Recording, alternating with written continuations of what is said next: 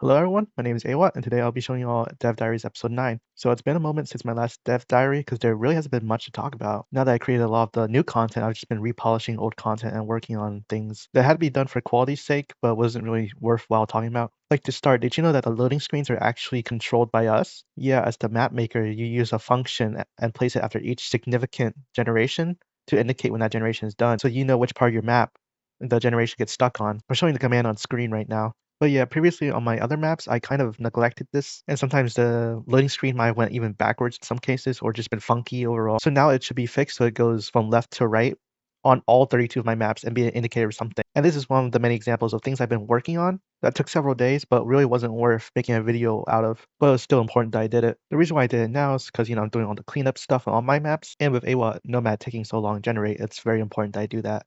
Anyways, another thing I've been working on is the relic change that will apply to all maps. If you've been keeping up with my other videos that I've been uploading to showcase the next update, you will have heard me talk about this relic change. But essentially, it's a numerical change. I will show it on screen right now. My maps had you start out with 3 relics in the standard size, and I would scale it to 6 in giant per player, of course. So you're playing 2 players, it'll be 6 total, and then 12 total in giant. And as you can see, that would be a lot of relics in a giant team game of like, say, 8 players or so. As opposed to a standard map from the vanilla game, they start with 2 relics and scale to 4 on giant map sizes. So once again, in standard map size, you won't notice anything, but in giant map sizes, it should scale the same as a vanilla map now, and there won't be too many relics that you won't know what to do with them all. And while this is true on all my maps, like if you count the total number of relics, it'll be the same. As you know, some of my maps have special relic spawning. So I'm going to be showing you how this affects the relic spawning on those maps. Like I said, the total amount is the same, so you're not really too keen on tryharding or anything, don't worry about it. But if you're a more experienced player and would like to know how this affects your game, this is for you. So depending on the setting of the map, you'll know where to scout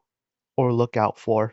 But once again, if you're not really following me, you're not really understanding what's going on, just know that the total number of relics is the same, so you don't have much to worry about if you're not really too into that. This is just for the ones who want to know. So starting off, we have this new map called Guerra Alta, part of the upcoming update.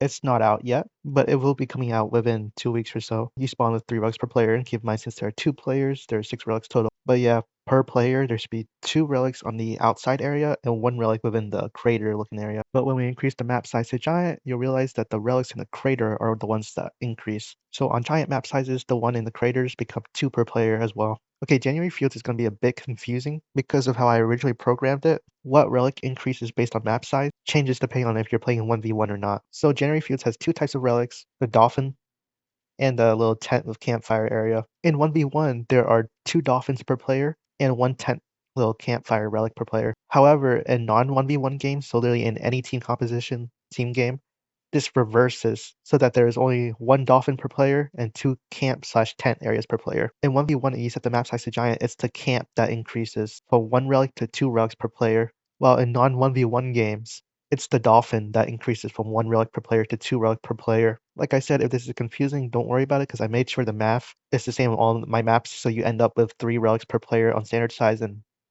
4 per player on giant size either way. Once again, this knowledge is to knowing where to scout. Since I'm not sure you guys noticed, but the dolphins actually have a bias to lean towards spawning in the water while the camps don't. Hopefully this is simple enough to understand, so we're going to move on to Pillar of Atlas. I'm pretty happy to announce that I fixed the bug causing the relics that spawn in the middle of the map to spawn too close to each other, and now they'll spread apart more evenly and be more fair. Anyways, Pillar of Atlas actually has 3 relic types. There's 1 relic that spawns in the middle per player, there's 1 relic that spawns next to a Sphinx statue per player, and there's 1 relic that spawns next to a Manticore statue per player. The Manticore statue is what's going to change per player. So if you increase the map size to giant, the amount of Manticore statues that spawn will be doubled. And as you know, the Manticore statues cannot spawn in the middle of the map. So you have to go out and look outward for the extra relics on giant map size. Caster El Manra is also one that I've recently changed. I've removed the obelisks and replaced them with lion statues because I thought that looked pretty fancy. Anyways, the lion statues are what increases on giant map size. So by default, you have 2 relics at a shrine per player, and then 1 relic at a lion per player. When the map size increases to giant, you'll have 2 at the shrine, of course, still, but then you also have 2 at the lion per player. If you've been following along, you'll notice a formula I'm following here, where the one that you naturally have 2 of doesn't increase, it's the one that you only have 1 of that increases. So like on this map, you only had 1 lion in that increase. Or the new map, there was only 1 relic in the pit, so that one's the one that increases. So applying that formula to Ubinopolis, you, by default map size, you have 2 relics that spawn at a shrine and 1 relic that spawns at a Hydra statue. And of course, following that logic, the Hydra statue is what increases to 2 per player when you increase the map size to giant. Of course, there's nothing stopping you from just doing your opponent's relic as well. Having this knowledge sees if they've collected their relics yet. But now that we've established how most of it works, I'm going to speed blitz through most of the simple ones. Starting Volcanic Disruption, you have 2 relics by Broken Columns by default and 1 relic by a destroyed palace.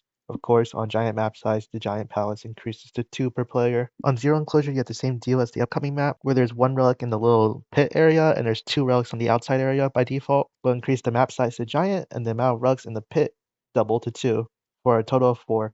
And that was most of the normal ones, but upcoming is Yushaniya Heights. Alright, so previously Yushaniya Heights would spawn 1 of these things per player, these little dwarf forge buildings, and even though there would be only 1 location per player, those locations would have 2 relics, making for a total of 2 relics per player. What I've done is added another dwarf forge location, but that location only has 1 relic, and I've made these locations look different by setting what type of forge they have. So they have the really tall forge, that's the place with 2 relics, but they have the more horizontal forge, then that one will only have 1 relic, and the amount these horizontal forges with only 1 relic is going to double if you increase the map size to giant to increase the amount of relics overall on the map. Originally, I did program that instead of doubling the amount of horizontal forges on giant map sizes, it would just double the amount of relics that spawn at those locations on giant map sizes. But then I undid this change because I thought that knowing if it was a single relic or double relic location was important. Once again, if you're lost, don't worry, all the numbers work out. I made sure that regardless, it's 3 per player on standard map size or large, and 4 per player on giant map sizes. But sorry to those people who were